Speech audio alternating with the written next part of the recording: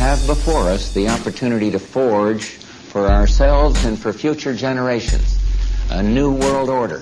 Ladies and gentlemen, the very word secrecy is repugnant in a free and open society.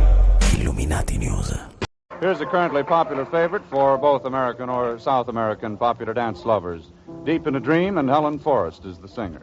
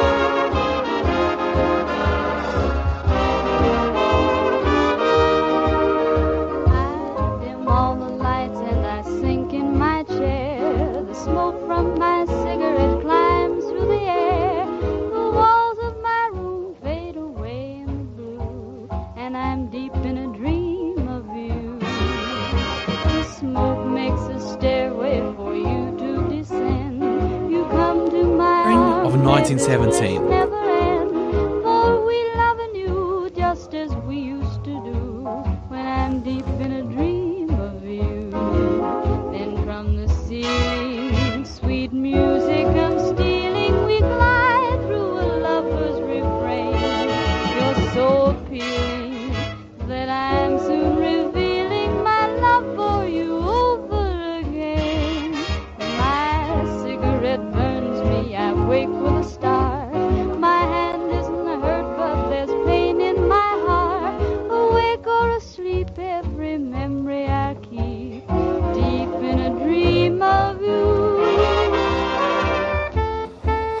Today, experts that rarely occupy the same room, physicists, historians, economists, intelligence professionals, educators, journalists, and policymakers, are gathered here in this room to discuss a subject that was, until very recently, untouchable.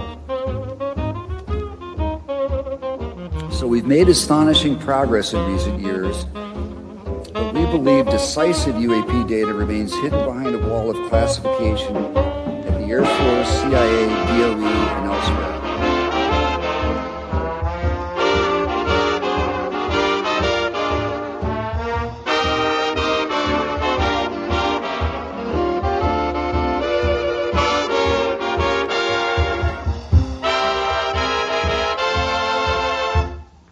Yes, here we are, ladies and gentlemen. Welcome to the Leo Zagami Show. First of all, thank you for making this book a bestseller.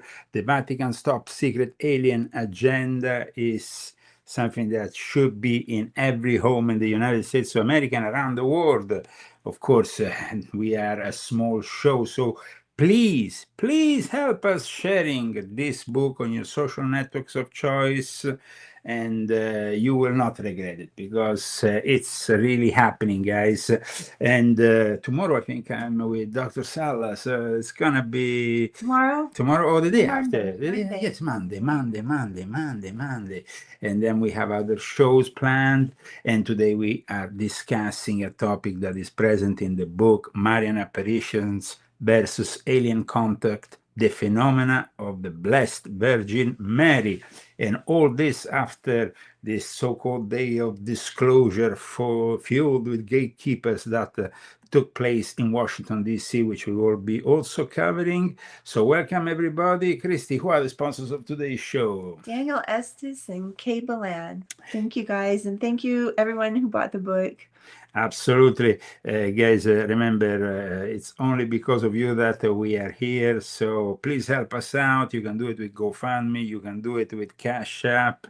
And we will try to be here every week, if possible. Us too. Yes, what's happening with them? They had a pretty boring week. They had a rough time on the show last time. Yes, but I had to repaint his eye because he was looking very Horus. So now his eye is back. Okay, it looks good though. It looks good though. And Not as good as you. and instead the lady. I'm being very demure today. Okay. I'm just staying here and being quiet. Okay. Not really. We are broadcasting on Facebook. We are broadcasting on various channels on YouTube. You have What? you have Velcro. What? Sorry? You keep grabbing my stocking and pulling it. It's not me. It's my yeah. Stop it. Okay, so we are here with a show for you that is going to be out of this world. So prepare yourself.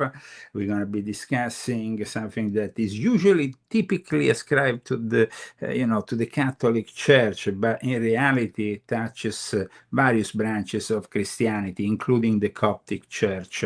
And in fact, I would like to start this show discussing what happened once upon a time, not so long ago, in 1968, in Egypt.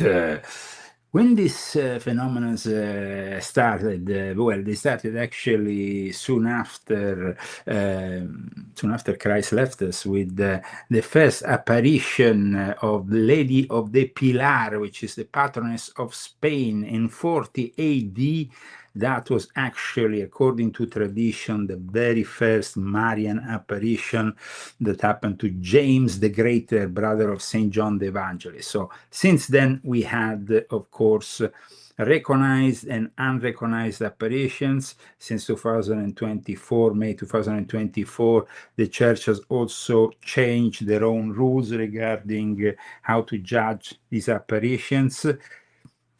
Well, first of all, let's go to Washington, though, because those who have read my book, who are reading my book, and I hope many of you, because it's a very relevant book for a very relevant topic in our times, know that there was this week a sort of day of disclosure feud with the usual gatekeepers. Amongst them, we had Avi Loeb, but we had also Al Puthoff. Once again, Al Puthoff shared very little of this reality, but he admitted that he can't talk. Otherwise, he will get arrested. So imagine that. And he did that during this disclosure forum. Let me show you what happened at this disclosure forum. First of all, with Avi Loeb. We know that Avi Loeb, we discussed him last week, has been nominated heading this scientific committee or whatever for the White House.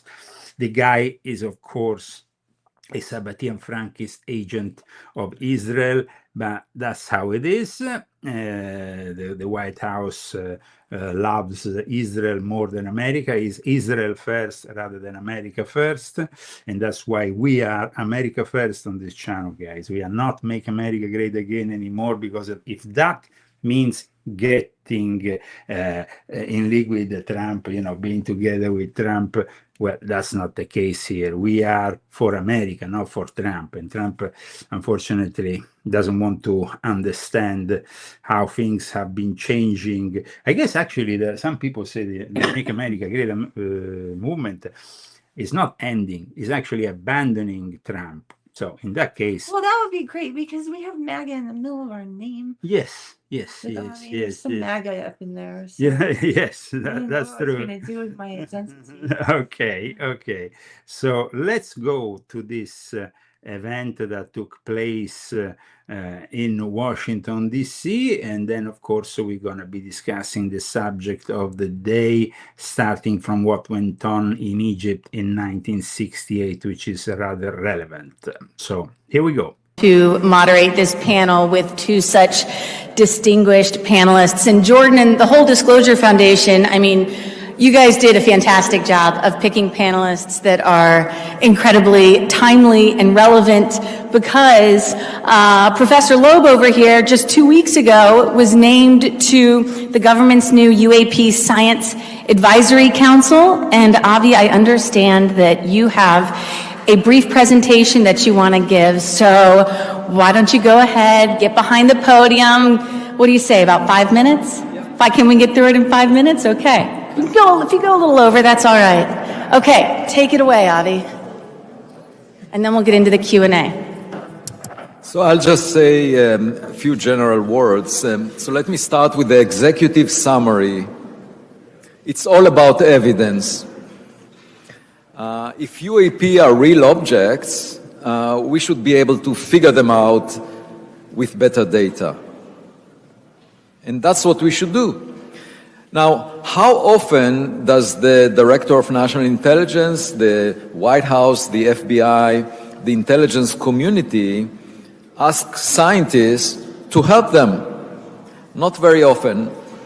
And they sort of approached me to establish this Science Council for the science of unidentified anomalous phenomena, presumably because they cannot figure out what these objects are. And as of a couple of days ago, we submitted a request for more than 50 items of information that we would like to get from... This is, of course, theater, complete theater. This guy is a gatekeeper. He's working for the system in a way that prepares for their own version of disclosure. I explained this very well in this book, where actually I start describing another figure that is next to him, who I have awarded, let's say, the possibility of being the first in my book. I'm talking about Al Puthoff. And Al Puthoff, during this event, this Disclosure Foundation event on Capitol Hill, was rather open about the fact that he can't really say much. And this is what I've said to you until now, also in my recent interviews. Al Puthoff is trying to classify our reality. Al Puthoff is trying to limit our reality. And people like him, who have a higher level of security clearance than the President of the United States, they are really the problem here. They are the problem because they are, of course, embedded with the legacy program and all that reverse engineering. So let me show you exactly what Al Puthoff said, which I found particularly revealing in this charade that went on in Washington, D.C. a couple of days ago. I could worry about going to jail. He's worried about going to jail. Yeah, he's worried about going to jail. Why is he worried about going to jail? It may not be what people are talking about. Yes, well, that is, of course, the Avi Loeb, the less American of the Americans. Let me go back to Al Puthoff, though, because it's very important that we listen to this specific passage of Al Puthoff, which is particularly revealing, if not incriminating altogether.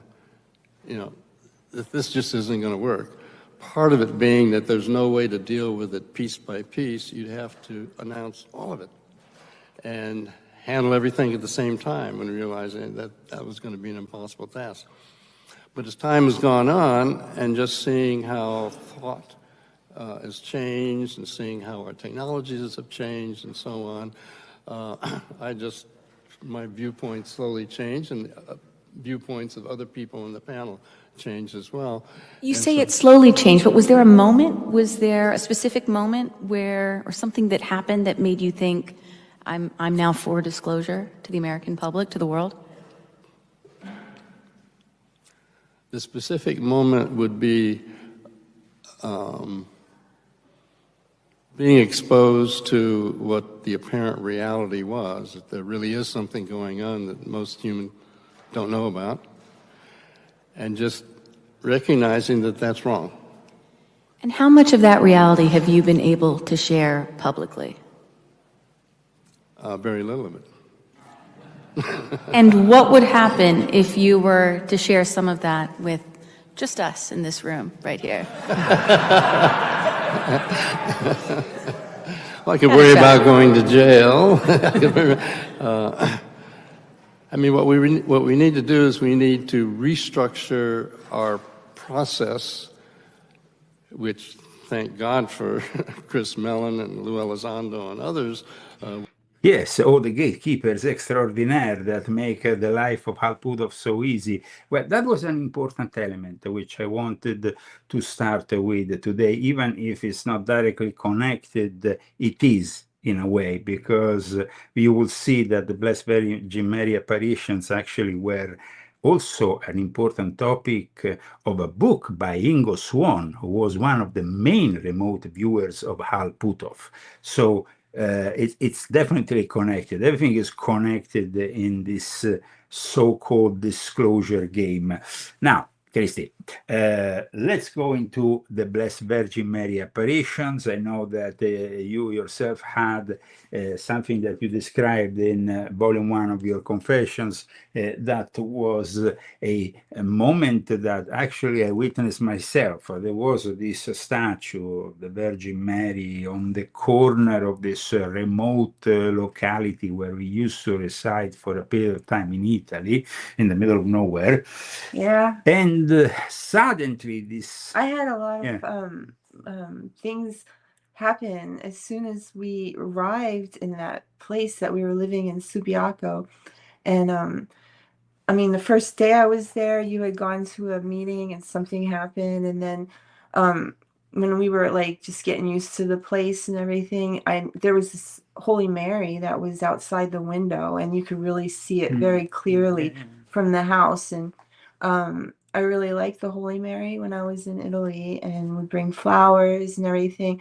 I got pretty attached to the Holy Mary because I would pray to her for my son, and she gave me a lot of comfort in that time.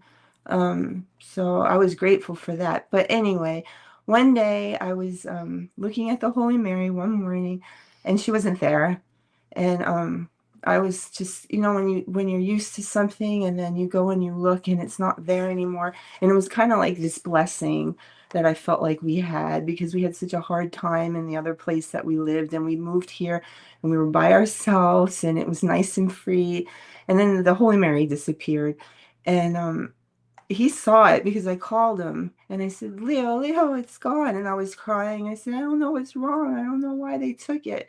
It's gone. And what happened when you saw? Well, I mean, the statue wasn't there any longer, so I kind of like was a little bit puzzled by the possibility of a rather big statue of the Holy Mary. It wasn't like a little statue; it was something quite big, disappearing out of thin air. Well, I thought that somebody took it, you know, like they took it out, you know, of that area, and so it was in the morning that happened, and so I had to get dressed. And so I got dressed and I got my dog and we went for a walk, and I walked down there expecting to not see it anymore. And I get to the end of the road and it was there. And my jaw dropped and I couldn't believe it. I mean, it was like one of those things that you can't explain. Yeah. And I had a witness, and it was just like that. And well, let's go into things that can't be explained. Now, in 1968, in Cairo's working class district of Zaytun, which I had the possibility to visit, thousands of people, Christians, Muslims, and atheists, looked up and saw the same thing. It was a radiant figure of light hovering above a church roof. Initially, they actually thought it was somebody, like a woman who wanted to kill herself and throw herself off. But then they realized something different. Police officers took photographs. So we have photographs that we will be showing together with a video to introduce you one of the most relevant and impressive apparitions, which, by the way, happened in a church that is Coptic, is not Catholic. Is the Church of the Virgin Mary of Theotokos. And it was built after the Virgin Mary promised the person who built this church that in the future there will be a miracle in this church. It's one of the oldest, remember the Coptic Church is one of the oldest Christian institutions still in continuous existence. And the Coptic Patriarch verified the genuinity of the event, as did President Nasser, who was the president of Egypt back then. So Zaytun remains one of the most well-documented mass Marian apparitions in modern history. Hundreds of thousands of witnesses, photographic evidence, and an apparition that really never spoke a word, because that is the difference here. When we have these Marian apparitions, they usually relay some messages, like Medjugorje, which recently started to relay more messages, and we're going to be analyzing that too. Now, like I explained in my book, last year there was an event by the Soul Foundation which saw Professor Pasulka discussing the Blessed Virgin Mary apparitions. Now, the Blessed Virgin Mary apparitions and their connections to what is now known as UAPs or UFOs were first discussed by Jacques Vallée at the end of the 1960s in one of his books, and then later on they would be picked up in 1990 in a book by Roberto Pinotti that was actually focusing on the Blessed Virgin Mary apparitions in relation to the UFO phenomenon. Now, the strongest links that are interpretative and folkloric rather than direct were noted by Jacques Vallée initially in Passport to Magonia, that talks about the Guadalupe story, and she shares key traits with about this location, the specific messages and instructions connected to it. So let's go back though to what happened in Egypt, because last year when Professor Pasulka discussed the Blessed Virgin Mary apparitions in relation to the UAP or UFO phenomenon, she started with a discussion on this very apparition that happened in 1968 and went on for a while in Egypt. And I tell you guys, it is an impressive story, which I really want you to listen.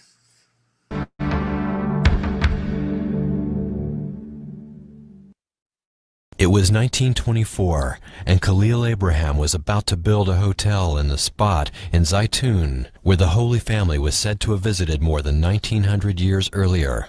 One night, as he slept, Abraham was visited in a dream by the Virgin Mary. "Build a church in my name," the Virgin demanded, "and a miracle will take place in the future." He did just that. Then, on April 2nd, 1968, the miracle took place.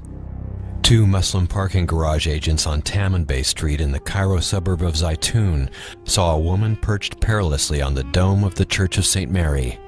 Thinking she was a young woman trying to kill herself, they shouted for her to come down. Then they realized that this was no ordinary woman. Soon, word spread that the Virgin Mary had returned to the Church of Zaytun, built in an area that Mary had promised to return to after stopping at this spot to rest during the Holy Family's flight to Egypt. Bishop Marcos was among the thousands who saw the apparition of the Virgin Mary.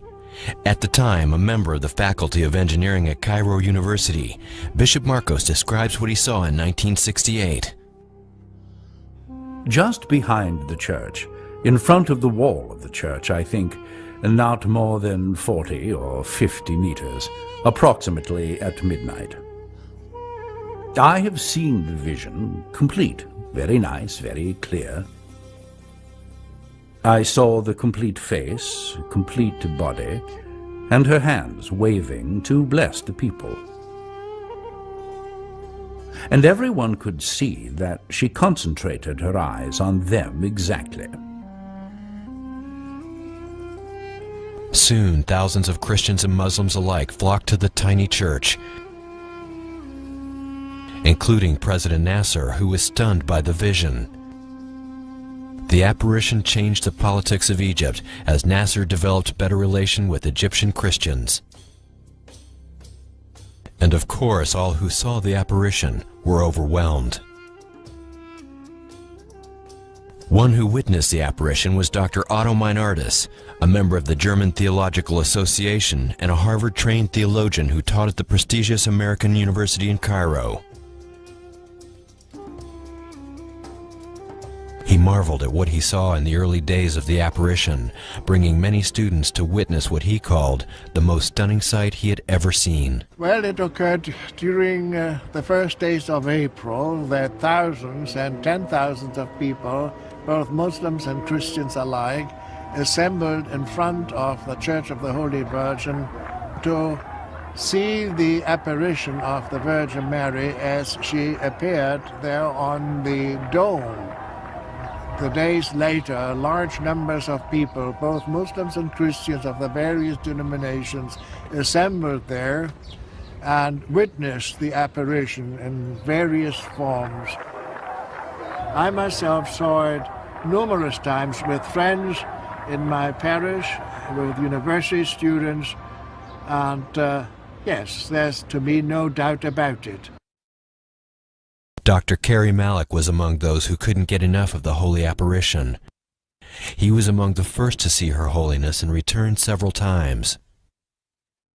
I was standing over there near the fence and holding that iron fence as strong as I could because of the pressure of the crowd. And it was about 8:30 in the evening, and I saw a light coming out from the this dome, which is the southwest dome, and the light began to increase gradually, and then suddenly the Holy Mother was standing in front of the dome. She stood there for about 15 minutes, and then she began to walk, and she stood in front of that cross, and she knelt and stood up again, and then she walked to the northern side of the church, just above the area where I was standing, and she looked at the crowd, and she blessed them, and she smiled, and I can say that I saw her teeth when she smiled. I was preparing in my mind about 7 or 8 requests from her when I saw her. One of them was to cure me from asthma, which I had for about 20 years. When I saw the Holy Mother, I found myself trembling and tears coming down my cheek. And I stood there about half an hour, and I went back to call my family who was in the other street. And when I came back, I could not reach the church because of the pressure of the crowd. Till about 11 p.m. I could manage to reach near the fence, but I was not holding anything at that time. And I saw a Muslim clergyman, and he gave me his name as Mujahid, and he told me, "You are trying to look, you don't see well, I will carry you." And he carried me, and when he did that, I saw the most fantastic view I ever saw in my life. I saw the Holy Mother standing. She was about double the size of the human being. She was just, I believe, in front of that dome. And she was dressed in blue and a red robe above the dress, and there was a crown of about 20 centimeters high on her head. The second time I saw her after that, it was a week later. I came a week later, it was Saturday also, and she was, I saw just half view.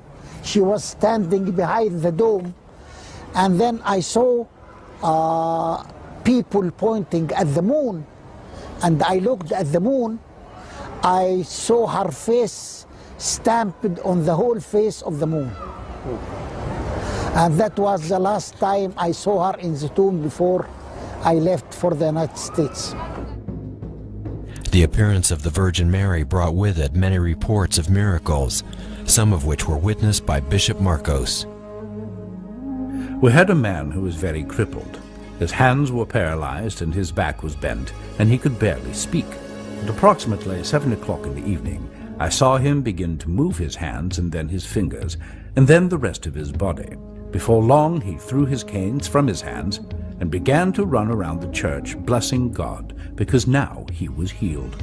Another story of healing is told by witness and author Pearl Zaki.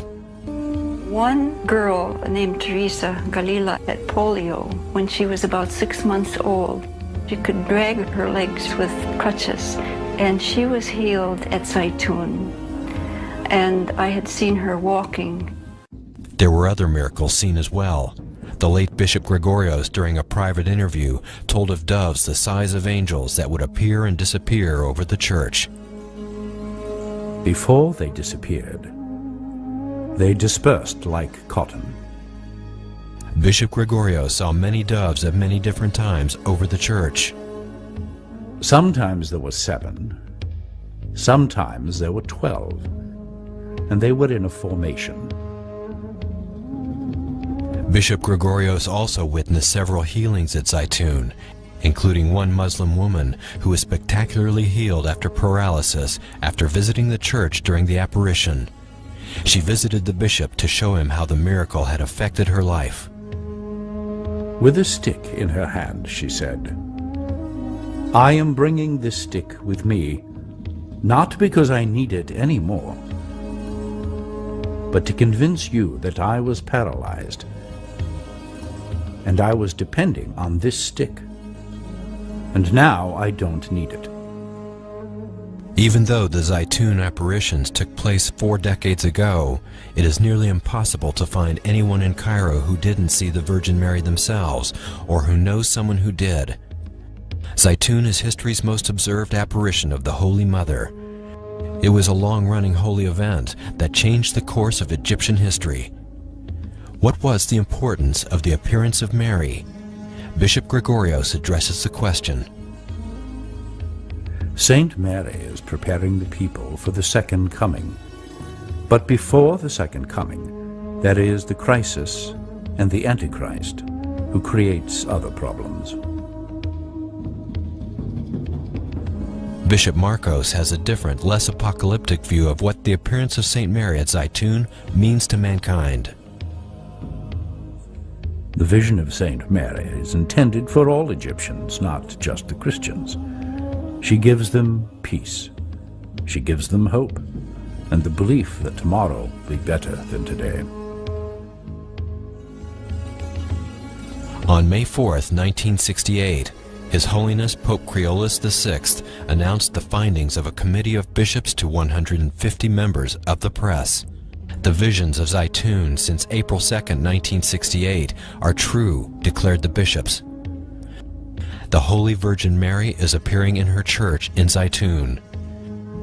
His Holiness the current Pope Shenouda III says that the apparition at Zaytun is like no other in history. For example, hundreds of thousands of people have been able to see the Virgin.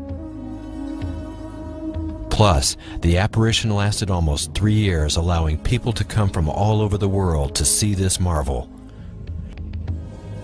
And Zaytun was accompanied by many miracles, including medical healings, and the presence of pigeon-like objects that flew at night and seemed at times to ascend into the heavens. These and other findings have led author Francis Johnson in his book, When Millions Saw Mary, to call the apparition of Zaytun the most astonishing public manifestations of the supernatural ever to have occurred on earth. And I tell you, it is an amazing place. I was actually myself the subject of an exorcism nearby that church from Madame Fula.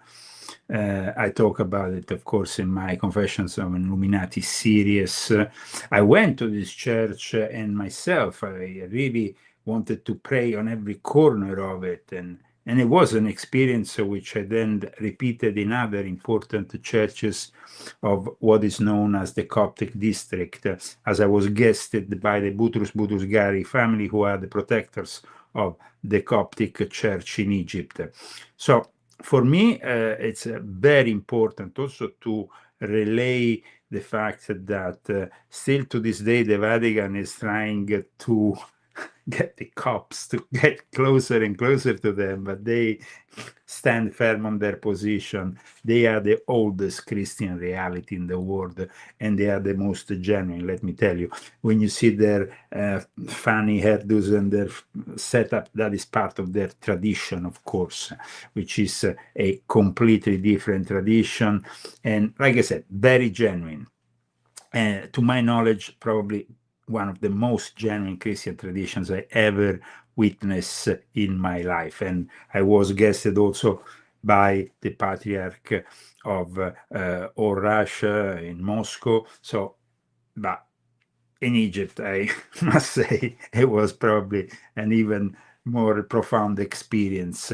However, this phenomena and the connection that there is in relation to to the UFO phenomenon is what we are also discussing today, because yes, it's true, there were some miracles that happened that day, but there was also some victims of radiation, because if they got too close to this light and they observed it for too long, they might have some problems. So yes, there were some benefits, but then of course there were also maybe those who were just too curious for the wrong reasons, and they might have ended up in hospital. They don't have an exact number of how many people ended up in hospital because of it, but definitely there was some who did. Now, Our Lady of Guadalupe, we are here close to Mexico as we speak to you, and in 1531, this is the most prominent and church-approved Marian apparition in the Americas. It was an event that was the focus on Juan Diego, this indigenous convert who reported multiple encounters with this luminous lady on Tepeyac Hill near Mexico City. It was something special. It was something special, and it, of course, left that miraculous image that we still have to this day. Even you can pick it up. That one is actually based on the Lady of Guadalupe. I have actually a painting in my home in Italy, but this typical, no?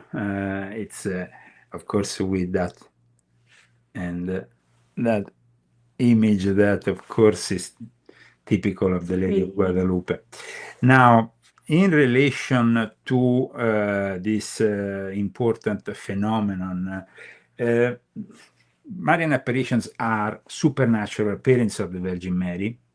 We said they started in the very early stages of the development of Christianity, and they involved usually seers receiving visions, messages, and often they are accompanied by physical signs or crowd witness anomalies.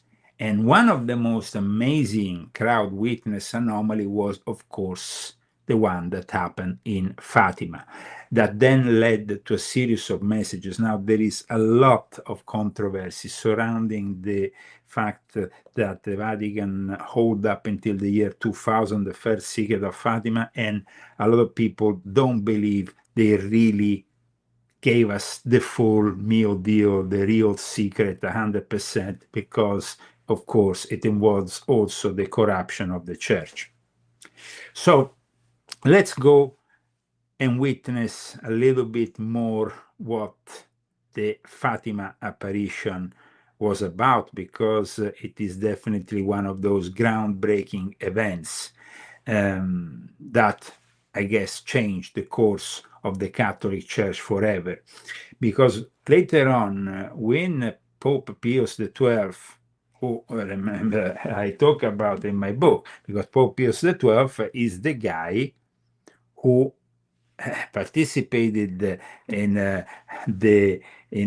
getting the retrieved the UFO in 1933 to the United States of America, but also himself was a witness of something that happened, and that also will change his own idea, because he, this is actually a representation of the miracles of the two suns that happened in the Vatican Gardens in the early 1950s.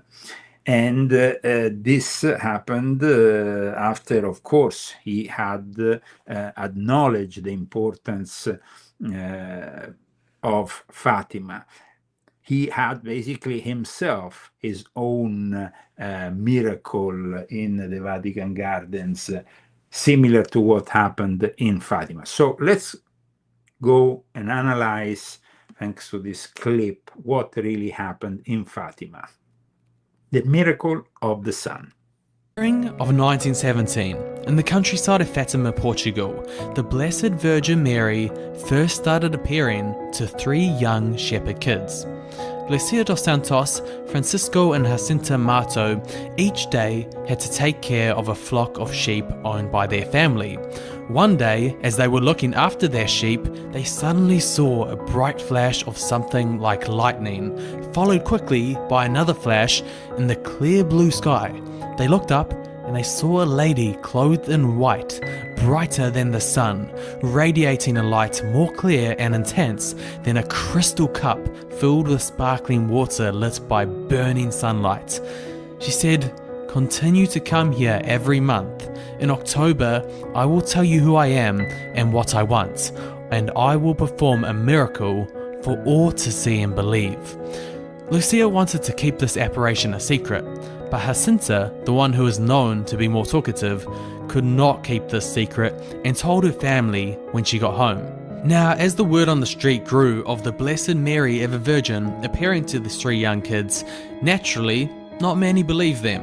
But the thing was, every time they got interrogated, the stories matched up perfectly and they seemed to be telling the truth. A great curiosity grew amongst the people, and they were waiting for the day of October the 13th, when Mary said she would perform a miracle.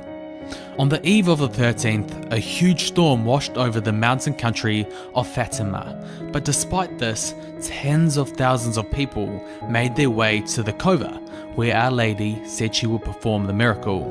When the 13th day had come, the weather turned bad again, and heavy rain started to fall.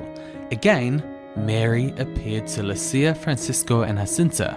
Lucia asked, "What do you want?" She said, "I want to tell you that a chapel is to be built here in my honor. I am the Lady of the Rosary. Continue always to pray the Rosary every day. The war is going to end, and the soldiers will soon return to their homes." And as Lucia explained, Mary then got very sad and said, "Do not offend the Lord our God anymore, because he is already so much offended." Then, opening her hands, she made them reflect on the sun, and as she ascended, the reflection of her own light continued to be projected on the sun itself. After she disappeared, the people then witnessed the great miracle which had been predicted. The miracle which is known today as the miracle of the sun. The dark rain clouds broke and the sun appeared as a spinning disc in the sky. It was said to be significantly duller than normal and to cast multicolored lights across the landscape, the people, and the surrounding clouds. The sun was then reported to have sped towards the earth before zigzagging back to its normal position. Witnesses reported that their previously wet clothes became suddenly and completely dry, as well as the wet and muddy ground that had been previously soaked because of the rain that had been falling. One of the eyewitnesses, Dominic Reis, later said they looked as though they had just come back from the cleaners. The miracle is reported to have been seen from as far as 15 to 25 miles away, thus ruling out the possibility of any type of collective hallucination or mass hypnotism. Doubters and skeptics of the kids' apparitions and of Catholicism had now become believers. Well, that was, of course, Fatima, one of the most important apparitions. And we have also Lourdes, and we have, of course, then the controversies that surround some of these apparitions. That's why the Vatican has imposed a new guideline, which I explain in my new book. But there is also much more. Medjugorje. Medjugorje is another important alleged apparition that led then to a series of apparitions and messages that go on to this day, because often these events are in tune with these apocalyptic messages that are usually relate to children or younger people for some strange reasons.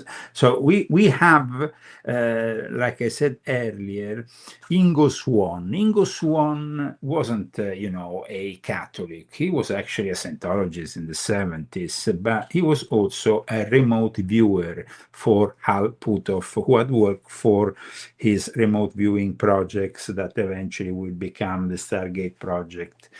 Ingo Swann, at one point in 1996, after the end of the Stargate project, published a book. This book was called The Great Apparitions of Mary, an examination of 22 supranormal appearances.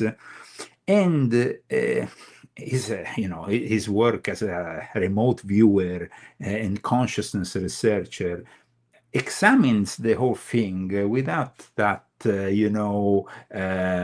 let's say, theological imprint, which at times can be biased. So we have a perspective that is rather unique, especially from somebody who then entered in contact with this non-human intelligence during the remote viewing programs. Now, his perspective naturally extends to the UFO phenomenon, viewing both this reality as a genuine reality of a religious nature, but also something that is, of course, generally also paranormal. And I think that his book definitely contributes to this, to the study of this topic, because he examined 22 documented Marian apparitions, starting with Guadalupe in 1531 and then moving to others. Swann treats the events as genuine phenomena involving the expanded human perception, the higher dimensions of consciousness, and interactions that, modern concepts like holography can help illuminate us, images that appear three-dimensional and visible, yet challenge ordinary physical presence. Now, there is, for example, Professor Pazuk, who took this subject to the Soul Foundation last year, and I asked in my interview to Roberto Pinotti about it, because Roberto Pinotti was also somebody who was there talking about Mussolini's UFO, but he had, of course, in 1990 published himself a groundbreaking book on the Blessed Virgin Mary apparitions. Now, I have, of course, published in its entirety the interview, but today I want to give you another glimpse in the interview of Roberto Pinotti. Here we have the interview. Like I said, the entirety of the interview is only available if you purchase the book, The Vatican's Top Secret Alien Agenda. But here, another glimpse into the work of one of the most respected ufologists in the world. Pastors, only a handful of pastors are invited to come to a private meeting with a group of men who are connected with the intelligence world, that are believers, but are still have very high security clearance. These are legit, true men of God that are still connected to Washington and even this current administration and all branches of military. And they literally told us, we had a sitting congressman, a very well-known congressman from Missouri. People can figure out who it is. He's all over the news. He co-chairs the committee on disclosure. He called into that meeting as well that was just for pastors. And this is what he said. On speakerphone, this sitting powerful member of Congress said, "Are the pastors listening to me?" I'm getting chills right now because this happened to me. He said, "Are the pastors in the room listening to me?" And I said, "Yes, sir, we are here." And he said, "Listen to me. Go and tell the church they are not ready for what is coming. The narrative that is coming, what they are going to say is going to be like nothing you can even imagine. They are preparing to tell us that they are from another dimension, that they are our creator, and that these beings, these aliens, or whatever you want to call them, they were the ones that seeded us here. There is no such thing as God. Jesus was invented by them. The Bible was invented by them." And begin to just say, listen, prepare the people for what is coming because they're not ready. When I heard that, I was just overwhelmed, just about started crying because I knew that that was confirmation for me of why God had put me on this assignment. So I'm just telling you, I don't want you to be afraid. God's not given us a spirit of fear, but power, love, and a sound mind. And here's how awesome God is. Jesus could have just answered that question to his disciples. Earthquakes are coming. Wars are coming. It's just going to be chaos in the world, and man's heart's very dramatic, very apocalyptic, of course, typical of certain evangelical context, which, of course, I don't want to criticize because I have a lot of people. It's their position, no problem. I mean, but the problem here is that later on, when the name of the actual politician came out,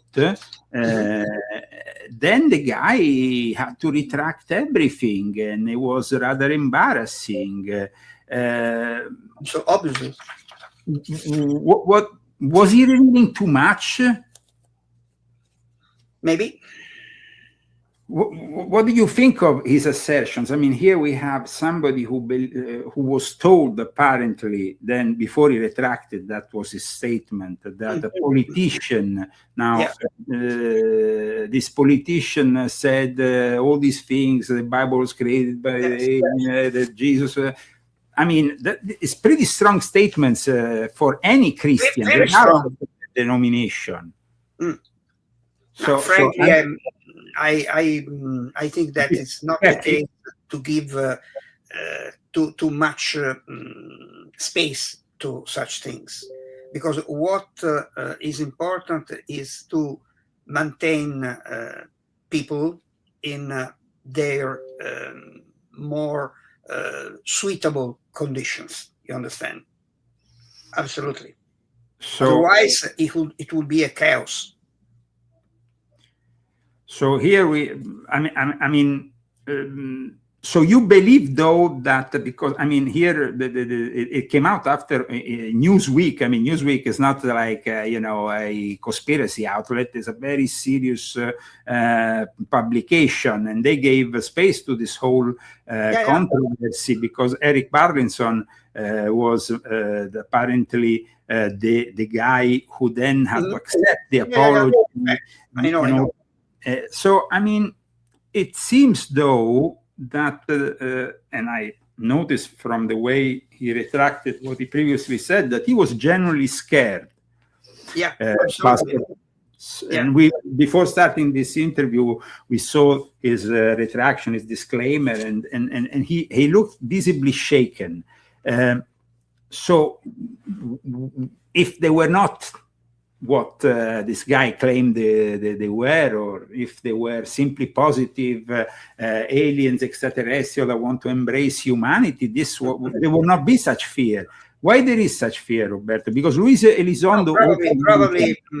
Probably we are aware, everybody of us, that the principle of good and evil are cosmic, are general.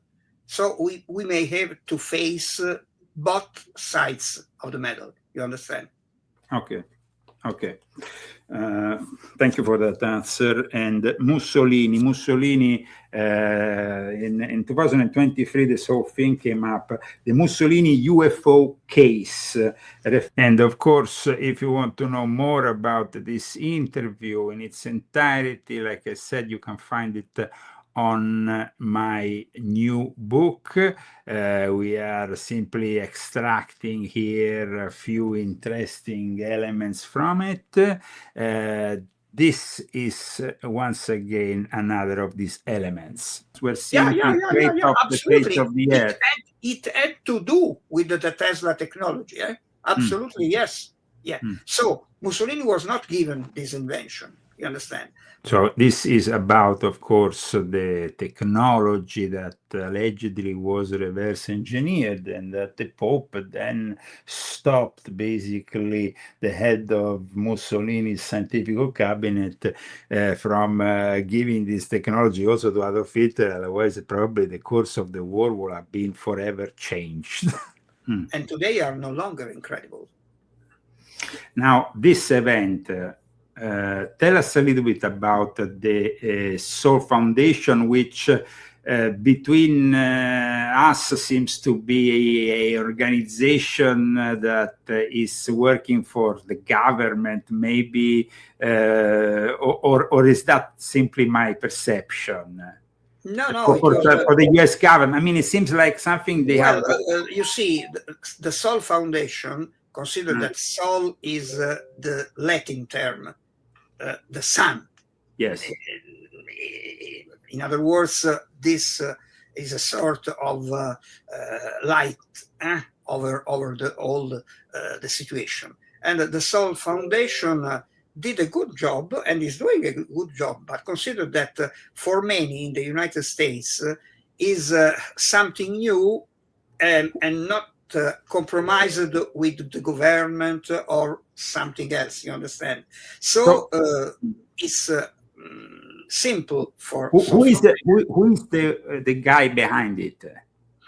Well, at present, Professor Skafish probably is one of the most important members of Soul Foundation. But there is also Gary Nolan, for instance. Now, people like Gary Nolan or Pasulka seem to have been privy to military information on these objects, on these crafts. They seem to act like gatekeepers, just like David Grush. I'm not necessarily saying that being a gatekeeper in this case is with a negative connotation. It's simply the way it is, because but it may be useful after all. After all, in this Congress I was asked to have a role, the role of the guest star, because I had the role to speak about the Magenta case in order to show to the Americans that the UFO problem was not an American problem, but was a global problem, with a timeless problem, you understand? And I did this, and it was very, very cooperative in this, of course. Was there a presence by the Vatican at the event? No. Was the subject of religion with people like Pasulka taking... No, was considered in a positive way, of course. Pasulka was not present directly. It was remote. By remote, exactly. But her speech was very, very interesting and was... respect to what the work that for many decades you laid out. I mean, I remember myself when I saw you in Roviano discussing the Blessed Virgin Mary. I mean, that was many years ago. Many years ago. I actually have a photo of it. But what did she add to the discussion? Diana Pasulka, for instance, showed the fact that, for instance, today we have in the east of Europe, and not only, he showed the phenomena occurred in 1978 in Zaytun in Egypt, no?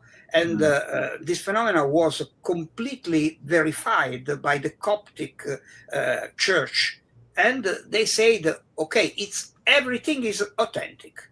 So this is important because she not only spoke about the subject, she showed photographs and even films of that phenomena. You understand? Very interesting.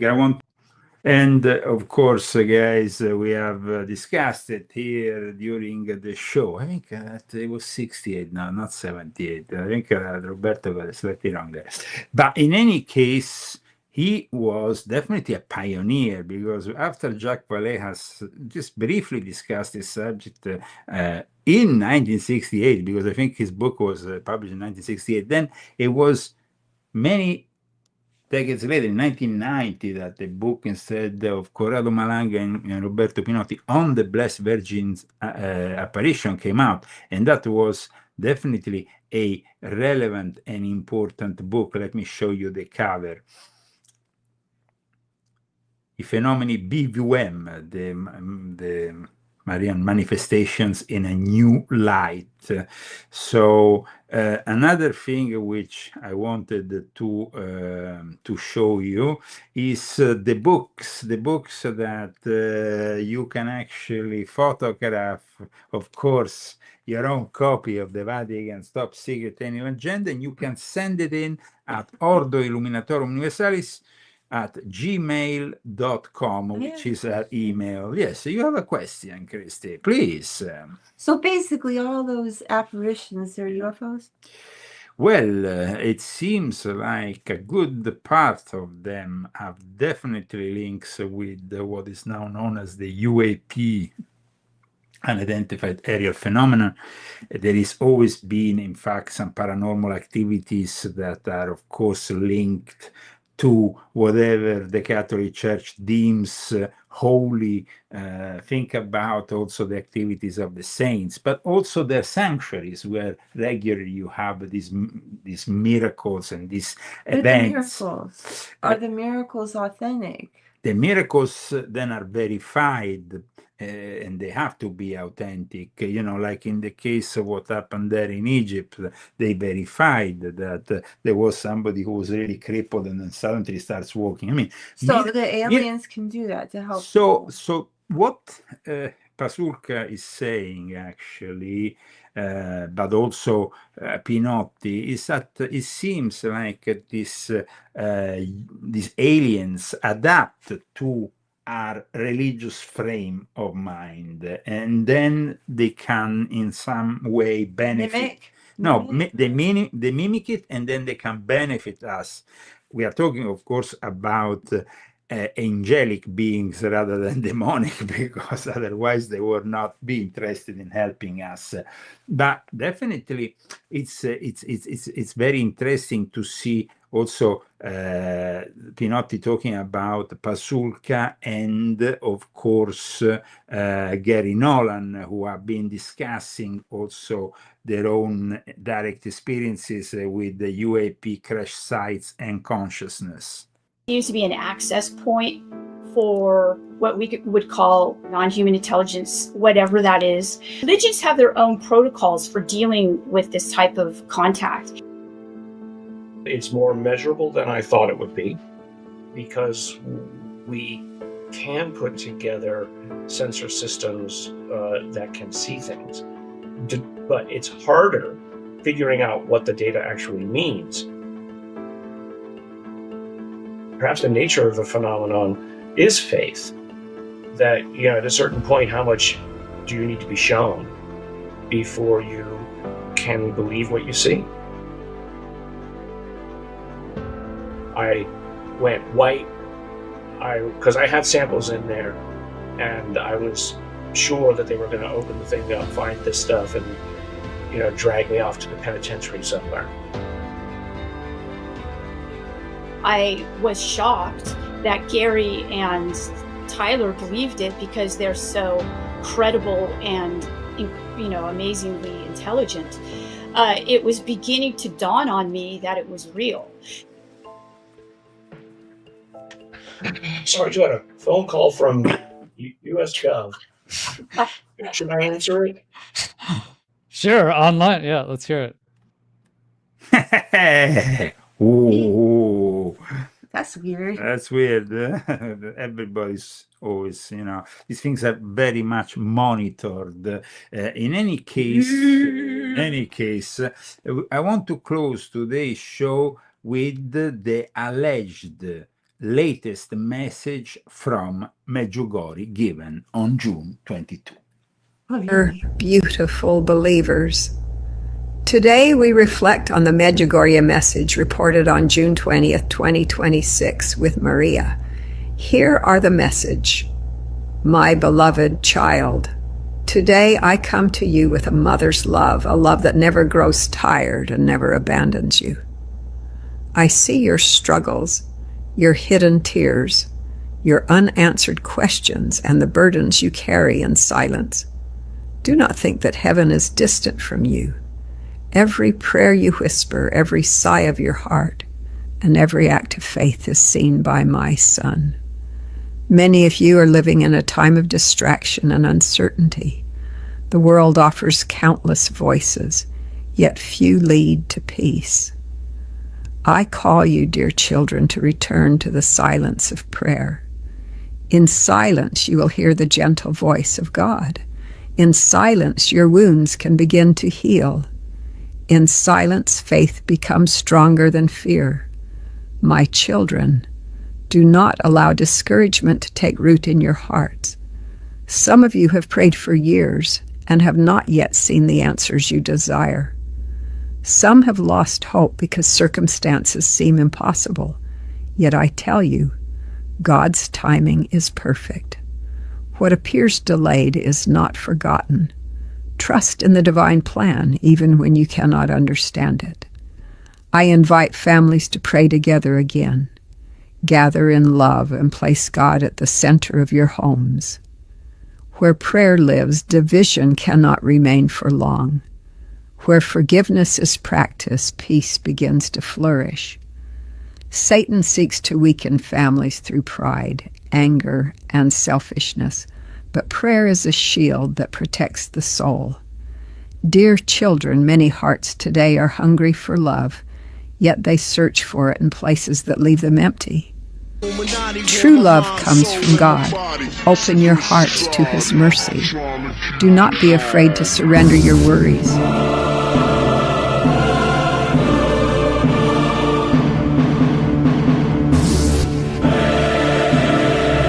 Did you enjoy today's show? If you did, please purchase my new book.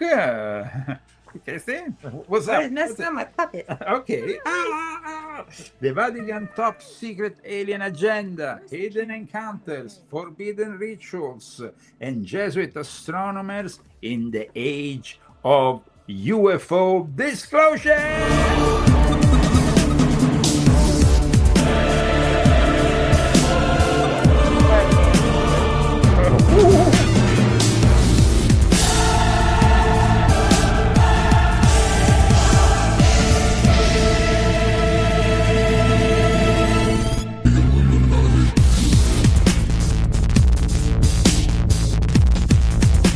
Dance to this. No, you have to dance. I need some other kind of.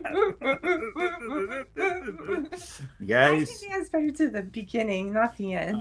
Okay. Guys, please share this video, put like and subscribe to our channel. We need more subscribers. We need more viewers to make this transmission relevant. So, I mean, this book is relevant, guys. Yeah. It got to #1 in the UFO section of Amazon. Oh. Wow. See you next week.